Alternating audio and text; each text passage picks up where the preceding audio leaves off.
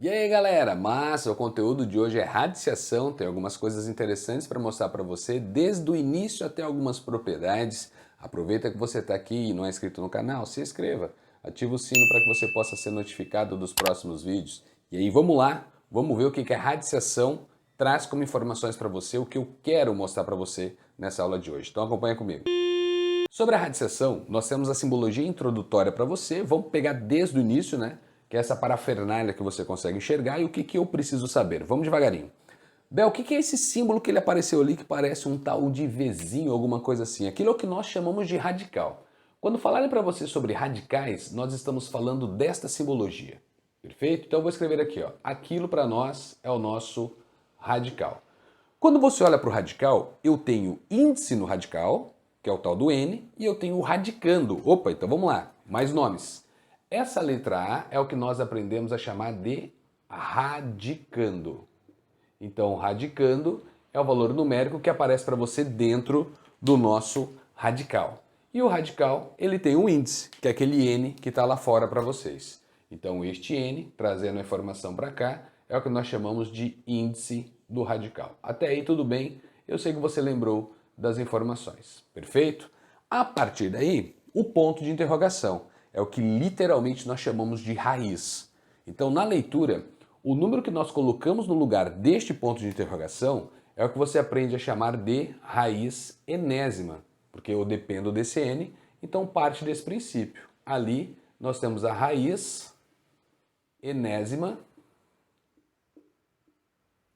de A, que literalmente nós vamos ter que fazer a conta e atribuir algumas coisas aqui. Então, quando eu olho para tudo isso, o que eu sei? No lugar do ponto de interrogação, o valor numérico aparece, é o que literalmente a gente chama de raiz, que é a raiz enésima de alguém. Nós temos o radical, que é a simbologia, o índice do radical, e o nosso radicando, que é o valor que está lá dentro. Perfeito. Partindo dessa ideia introdutória, agora o que vale lembrar quando a gente fala do cálculo de radicais? Ideia conceitual inicial.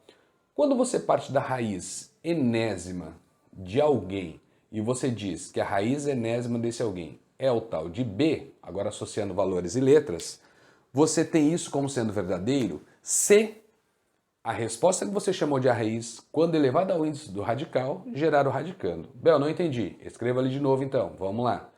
Eu sei que se eu pego B, que é a raiz enésima de A, eleva ao índice radical, que é o N, obrigatoriamente tem que dar o A, que é o radicando. Se isto é verdade, é porque isto também é. Legal? Então, partindo dessa ideia, nós vamos pensar talvez no formato contrário. Para eu dar uma resposta, eu penso, qual é o número será que eu tenho que levar ao índice radical para minha resposta dar o radicando? Porque a pergunta passa para você dessa maneira. Perfeito? Só que agora temos um detalhe. Quando isso é possível ser feito, quando este cálculo existe, nós temos respostas bonitinhas para dar, eu tenho certeza que está dentro de uma condição que nós chamamos de condição de existência. Então vamos começar a brincadeira agora fazendo uma análise. Condição de existência. Quando que eu sei que existe um cálculo a ser feito e eu posso dar esse B como resposta? Então vamos agora partir dessa análise. Quando eu olho para a raiz enésima de alguém, então vamos lá, partindo desse princípio, raiz enésima de alguém, o que eu preciso lembrar? Primeiro passo, esta situação ela existe para nós, então ela existe para nós se o n, então vamos colocar, se o n for um valor natural, então n, índice, tem que ser um valor natural, onde este valor natural precisa ser maior ou igual a 2.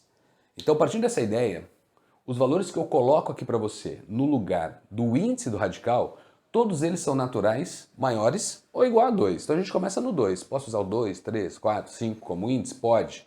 Pode ser quebrado, negativo? Não. Pode ser zero? Também não. Foge do contexto. Tá? Então a ideia legal é essa.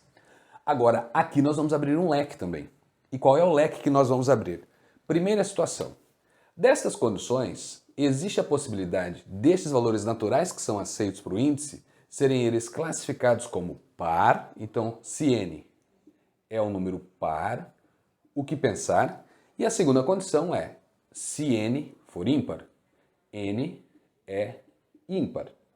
O que pensar nestas duas situações que são as condições para o índice do nosso radical? A primeira ideia é, se o índice é par, atenção, se o índice é par e eu preciso fazer essa conta, ela só irá existir, condição de existência. Eu só consigo fazer essa conta dentro dos reais se nós tivermos o radicando sendo o valor maior ou igual a zero, tá? Então só deixa eu melhorar essa escrita, o que eu vou afirmar é para você aqui. Valores maiores ou iguais a zero. Mas quais, Bel? Dentro de qual intervalo, o que a gente está dizendo? O radicando, ele precisa ser um valor real, então vamos lá, valor real, pode ser zero, pode ser positivo, pode, qualquer valor real positivo.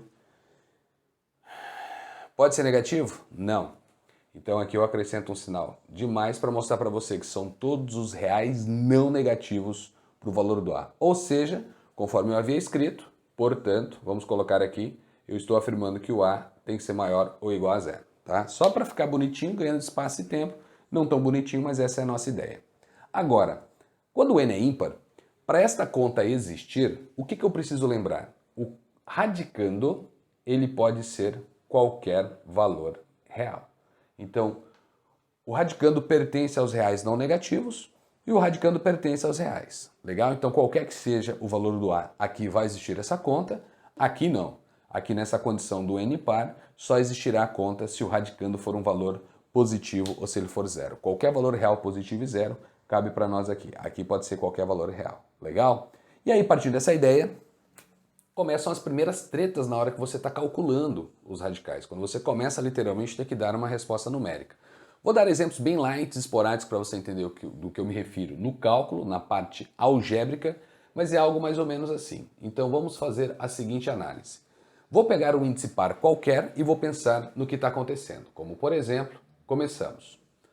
O primeiro índice que eu posso pegar é o 2. Então, quando eu coloco aqui o 2, o que eu quero que vocês entendam de cara? O radical com o índice 2, não necessariamente o 2 ele aparece. E eu já vou dizer, 100% das questões, o 2 não aparece. Onde nós aprendemos a chamar isso de raiz quadrada. Então, índice 2, deixa eu só tirar isso tudo aqui para colocar um pouquinho mais em cima, para ficar melhor aí na sua visão. Então, índice 2 significa que ele não irá aparecer. Não interessa qual é o valor que nós temos aqui, essa conta ela vai ser possível. E aí qual é a ideia? Vou colocar, como eu disse, um valor bonitinho. Vou colocar o número 16.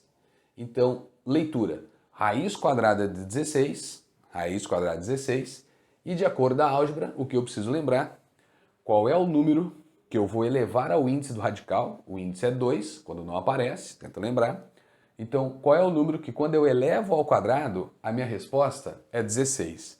Aí você diz, Bel, este número é o número 4. Se você lembra da minha aula de potenciação, você deve ter provavelmente pensado da seguinte maneira. Bel, um número que elevado ao quadrado dá 16 pode ser o mais 4 e pode ser o menos 4. Para nós, nos radicais, quando eu calculo a ideia dos radicais, partindo dele como sendo o meu cálculo, o negativo não vai existir para os índices que são pares. Como assim, Bel? Quando o n é par, radicando positivo, ok, e a minha resposta ela vai ser positiva também ou vai ser zero. Não existe para nós uma resposta negativa, para um cálculo de raiz quadrada, ou um cálculo de raiz onde o índice é par. Por quê, Bel? Vamos para a parte geométrica agora, para você tentar lembrar desse contexto. Quando nós olhamos para a parte da geometria, eu quero que você analise uma primeira situação, vou construindo a ideia devagarinho. Eu tenho um quadrado, eu tenho um segundo quadrado. Lembre-se, eu vou dar essa ideia introdutória para você partindo das raízes quadradas. Geometria plana. E aí nós temos um terceiro quadrado e tá bom até aqui. Imagem meramente ilustrativa. Legal? Esse primeiro quadrado, eu vou afirmar que o lado dele vale 1, uma unidade de comprimento. Então é um quadrado de lado unitário. Aqui eu tenho um quadrado de lado 2, onde eu faço uma quebra em 4 quadrados de lado unitário.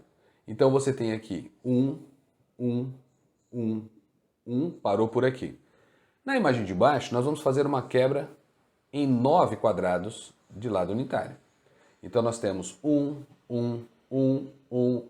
e 1. Perfeito. Agora a parte do seguinte princípio perguntas. E assim segue, tá, galera? Então eu só vou fazer aqui, ó, pontinhos, pontinhos, pontinhos, e assim segue as construções.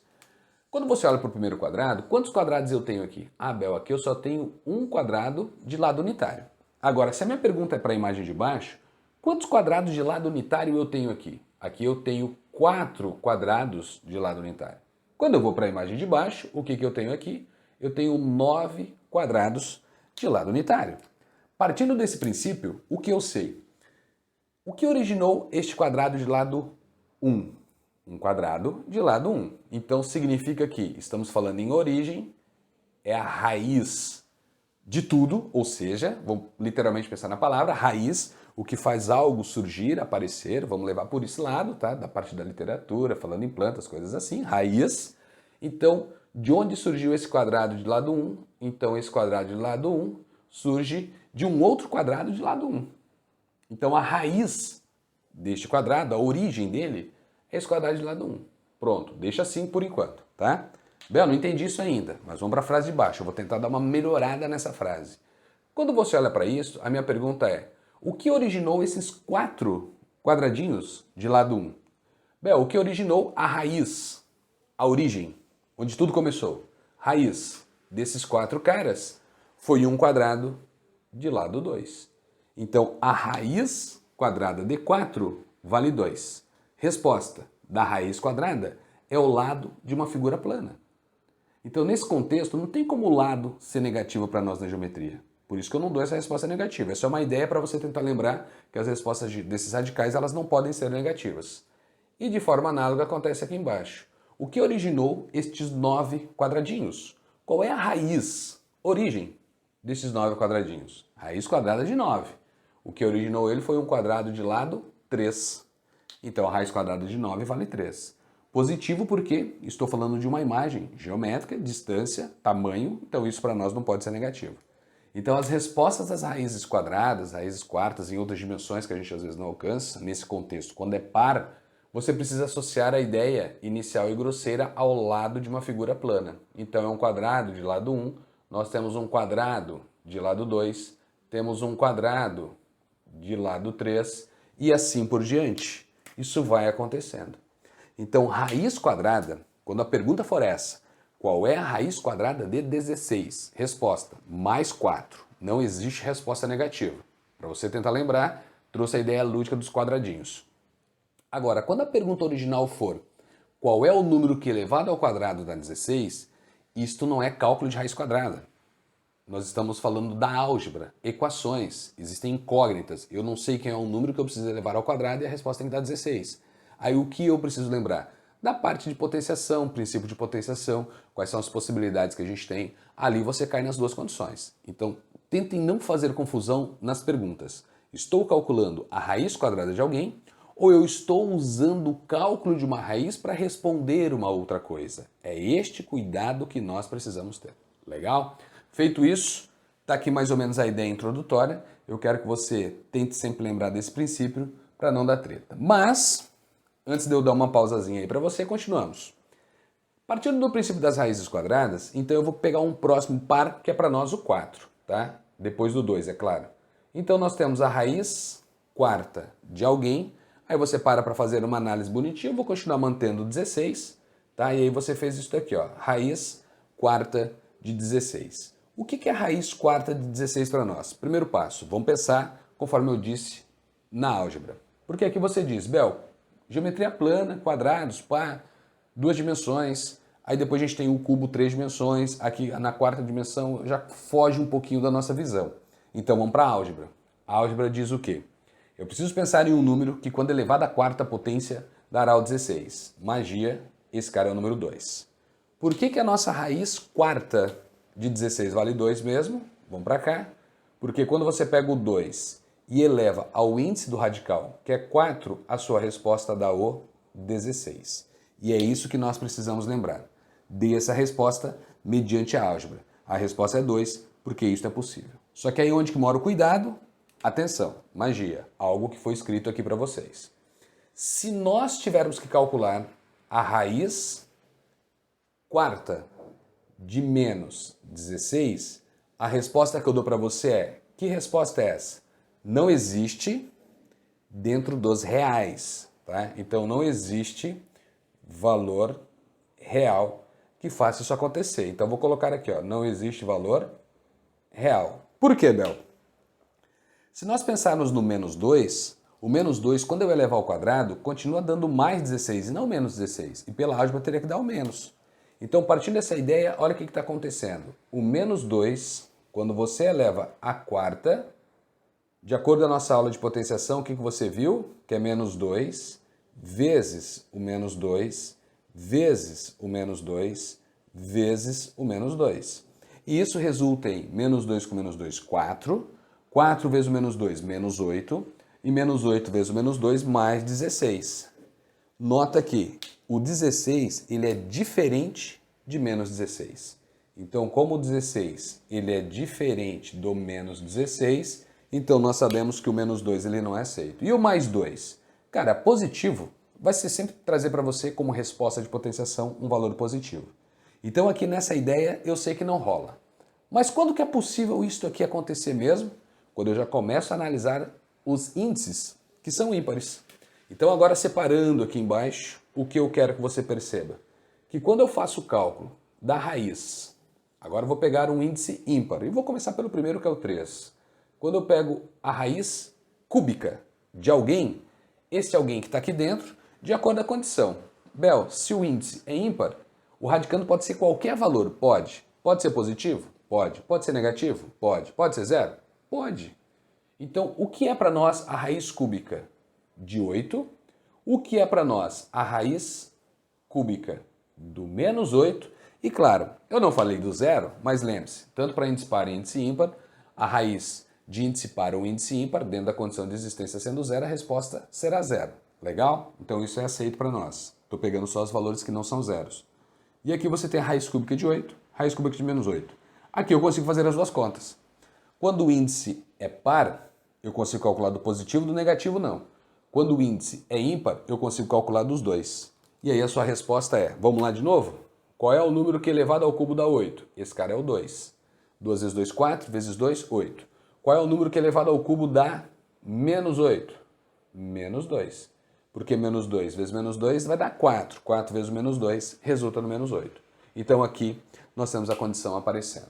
Legal? Tentem lembrar disso e lembre-se que a resposta, se você dá uma resposta negativa para um radical, o negativo também tem que ser elevado ao expoente de acordo com o que nós aprendemos na aula de potenciação. Perfeito? Ideia introdutória, radicais, contas a serem feitas, pensem sempre nisso. Só que aí temos um problema pensando na resposta que nós daremos para alguns radicais que não são exatos, mas a princípio os radicais que não são exatos eu não vou me preocupar nesse começo, eu deixo isso para depois. Inicialmente é fazer essa recordação e tentar lembrar disso daqui. Bacana? Então dá uma olhada no que eu coloquei no início da aula de radiciação, dá uma olhada aí no contexto geral e aí vamos para a parte de propriedades, que é uma das partes mais importantes envolvendo a radiciação. Quando você conhece as propriedades, você sabe o que fazer. Então vamos lá para a parte de propriedades. Acompanha comigo e vê o que vai acontecer aí. Vamos lá? Seguindo para a ideia das propriedades, o que nós precisamos nos concentrar agora? A ideia é a seguinte. Sobre propriedades, admitimos inicialmente, existem esses dois radicais, existem essas duas raízes e o cálculo acontece. Porque existe a possibilidade, de repente, de você pensar em uma situação onde esses cálculos eles não podem acontecer. E aí as propriedades, claro, se não existe um radical, a propriedade ela não é válida. A propriedade ela é válida desde que os radicais, as raízes, elas existam. Então, partindo do princípio que elas existem, dentro das respectivas condições de existência, o que eu quero que você lembre inicialmente? Aquele finalzinho da nossa aula de potenciação, onde eu digo para você o seguinte. Primeira condição. Nós temos a raiz enésima de um radicando, e este radicando é uma potência. Então tem um expoente. Nem que seja o número 1, mas tem um expoente. Como pode ser qualquer outro valor diferente de 1 também, vamos escrever assim. A raiz enésima de A elevado a M. O que eu sei? Eu sei que isso se transforma em radicando. O expoente lá de dentro vira numerador de uma fração e o índice do radical vira denominador. Já fizemos isso na parte de potenciação, já trouxe isso para você também como sendo uma das propriedades que envolve potenciações, então agora eu preciso fazer esse link. Se eu tenho um radical, o radical vira potência, eu tenho uma potência que eu posso de repente levar para um radical, desde que o nosso expoente permita dentro das condições de existência dos radicais. Então essa é uma primeira situação que eu sei que eu posso trabalhar e que irá acontecer. Raiz enésima de A elevado a M é a mesma coisa que A elevado a M sobre M. Legal? Tenta lembrar disso para as transformações que nós traremos. Partindo daí para baixo, o que nós temos como mais propriedades envolvendo os radicais?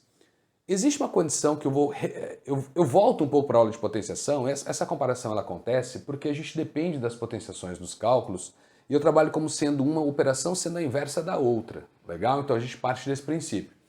Básico, mas parte desse princípio. Então, a primeira propriedade de potenciação que nós tínhamos era produto de potências de mesma base.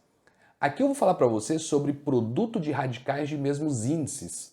Então, quando eu tenho, por exemplo, um radical de índice n, A, que vai multiplicar um radical de mesmo índice n, B, isso significa que eu posso escrever o produto dos radicandos dentro de um único radical de mesmo índice. Vixe, Bel, melhora a frase aí para nós. Tá aqui, ó. Radical de mesmo índice e os radicandos estão multiplicados aqui dentro. Não interessa a quantidade, eu tenho certeza que isso sempre será possível. Mas, lembre-se, eu preciso ter os mesmos índices, eu preciso que os radicandos respeitem as condições de existência. Ô Bel, se eu olhar para essa condição, por exemplo, eu tenho dois valores negativos. A multiplicação de dois valores negativos resulta em um valor positivo. Se o índice é par, eu sei que isto é possível, legal. Mas quando eu penso em separar, eu já não posso mais, né? Não, não pode. Por quê? Porque aqui não vai ter treta nenhuma para você fazer a conta. Agora, se você for usar propriedade para responder a pergunta, você não consegue, porque você cria o radical de índice par com radicando negativo. E isso dentro dos reais, isso não vai existir para vocês. Nos reais, isso não existe, tá? Existe um outro conjunto que traz essa resposta, mas nos reais onde nós estamos, eu não tenho resposta para dar. Então a propriedade ela acaba sendo não válida, ela não é verdadeira. Então lembre-se que parte disso aqui, perfeito? Precisa existir os caras para que isso seja verdadeiro. Legal? Aí vamos continuar com a ideia. Se vale para o produto, vale para a divisão. Então nesse contexto agora nós escreveremos a raiz enésima de A dividido pela raiz enésima de B. E aí o que eu sei que isso pode ser escrito em um único radical de mesmo índice, e aí nós vamos dividir o radicando nessa ordem. E aí qual é o cuidado que eu preciso ter nesta propriedade? É que o B ele não pode ser zero. Porque você cai num contexto que a divisão de zero, de repente, ela não exista para você, e não existindo a divisão por zero, a propriedade ela está furada. Então, para essa historinha toda, vamos afirmar que o B ele não é zero. Legal? Situação verdadeira para B diferente de zero. Então eu tenho dois radicais de mesmo índice separado, posso juntar, assim como eu tenho junto, eu posso calcular de forma separada. Na maioria dos casos, você tem esta condição que você volta para aquela. Na maioria dos casos, você tem esta condição que você volta para aquela. Perfeito? Vamos continuar. Vou falar aqui embaixo para você sobre um radical qualquer, uma raiz qualquer, que está sendo elevado a alguém, ou seja, a base de uma potência é uma raiz. Então eu tenho, entre parênteses, uma raiz enésima de A elevado a M. Não, vou escalar fora, já estou antecipando o que eu vou escrever. Então vamos lá. Elevado a M, está lá fora. E aí, de acordo com essa situação, o que nós sabemos? Potenciação. Vamos pensar com o pensamento da matemática básica, analisar isso devagarinho. Então, nesse pensamento da básica, o que eu sei? Tem uma potência, a base é essa raiz. Aí o que eu faço? É ele vezes ele uma quantidade de vezes. Quantidade de vezes é o M. Então você tem a raiz enésima de A, vezes a raiz enésima de A, vezes a raiz enésima de A. Perfeito. Você cai dentro dessa propriedade de ter um radical de mesmo índice multiplicando. E o radicando é o mesmo. Aí você vai ter A vezes A vezes A vezes A. Você não tem radicandos diferentes. Então o que significa?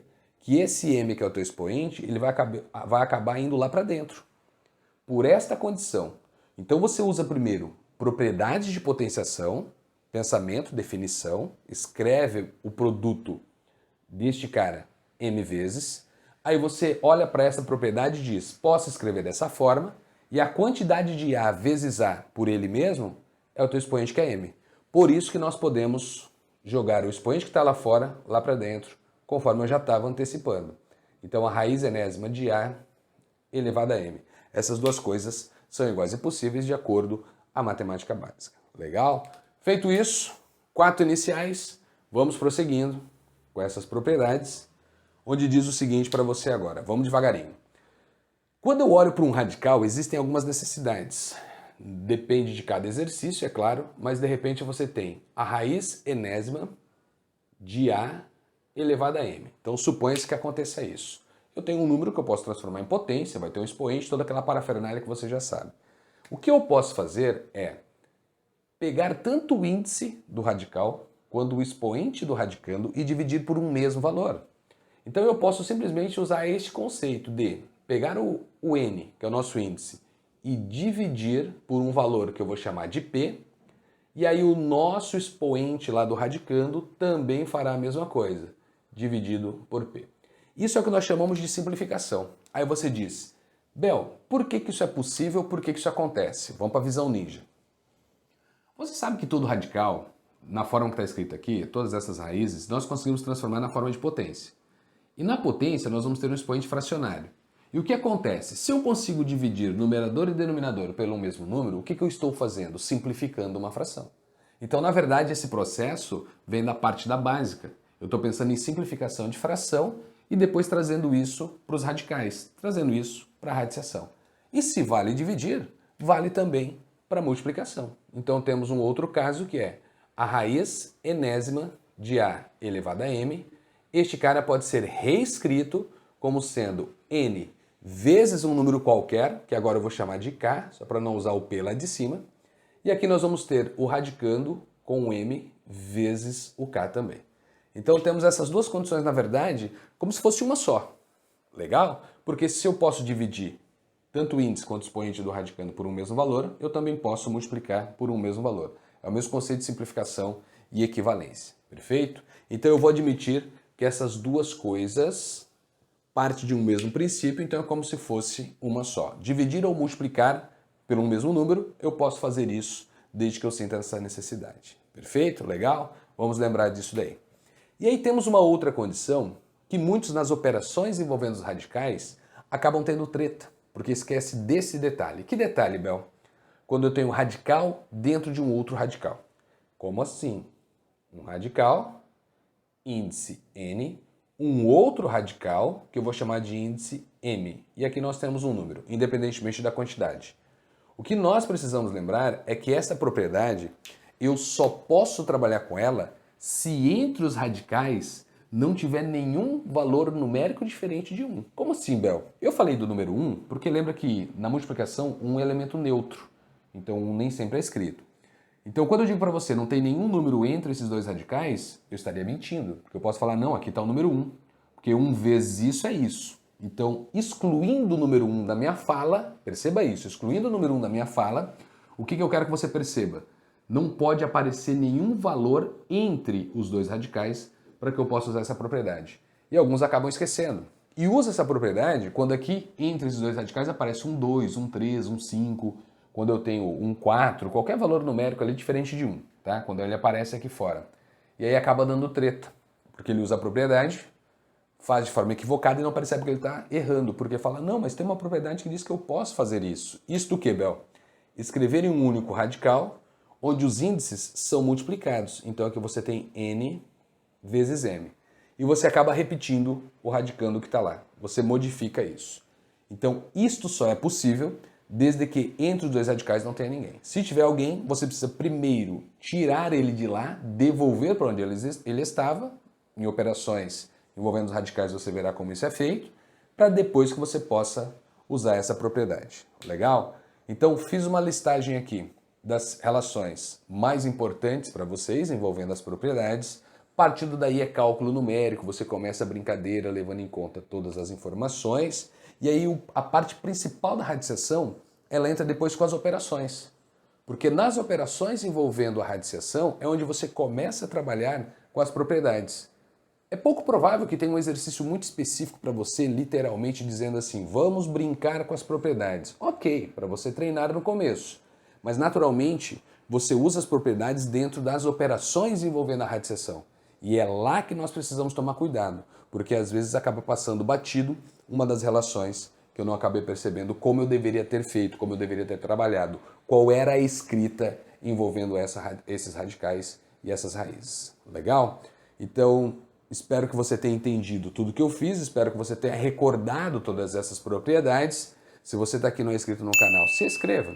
Eu espero vocês nos próximos vídeos com mais de radiciação. Tenho aula envolvendo essas operações e alguns exercícios. E qualquer coisa, deixe aí nos comentários o que você está achando e se você curtiu. Perfeito? Compartilha, porque eu espero vocês nos próximos vídeos. Valeu, galera. Fui!